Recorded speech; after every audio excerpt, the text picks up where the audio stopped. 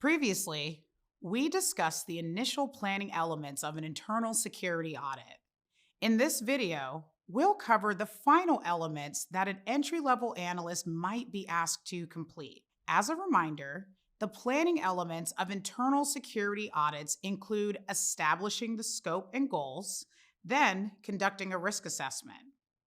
The remaining elements are completing a controls assessment, assessing compliance, and communicating results. Before completing these last three elements, you'll need to review the scope and goals as well as the risk assessment and ask yourself some questions. For example, what is the audit meant to achieve? Which assets are most at risk? Are current controls sufficient to protect those assets? If not, what controls and compliance regulations need to be implemented?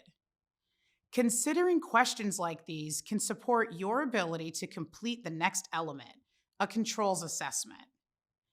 A controls assessment involves closely reviewing an organization's existing assets, then evaluating potential risks to those assets to ensure internal controls and processes are effective.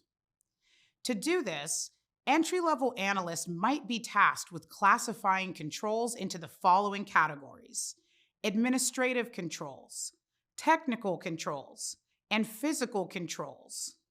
Administrative controls are related to the human component of cybersecurity. They include policies and procedures that define how an organization manages data, such as the implementation of password policies.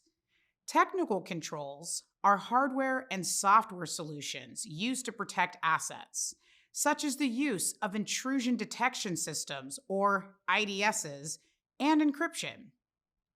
Physical controls refer to measures put in place to prevent physical access to protected assets, such as surveillance cameras and locks.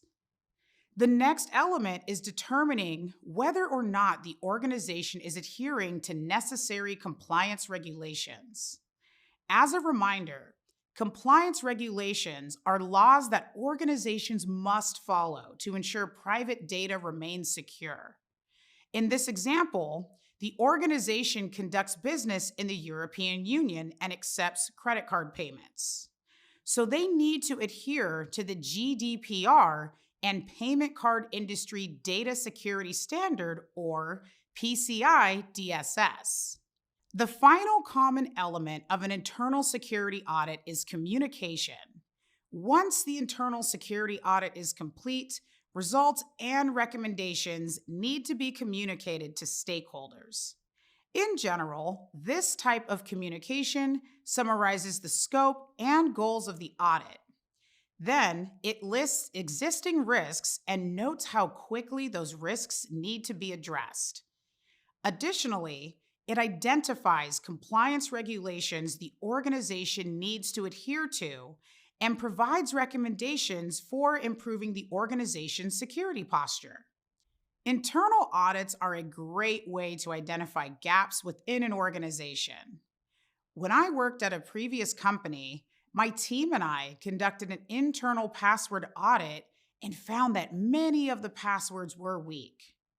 Once we identified this issue, the compliance team took the lead and began enforcing stricter password policies. Audits are an opportunity to determine what security measures an organization has in place and what areas need to be improved to achieve the organization's desired security posture. Security audits are quite involved, yet of extreme value to organizations. Later in the course, you'll have an opportunity to complete elements of an internal security audit for a fictional company, which you can include in your professional portfolio.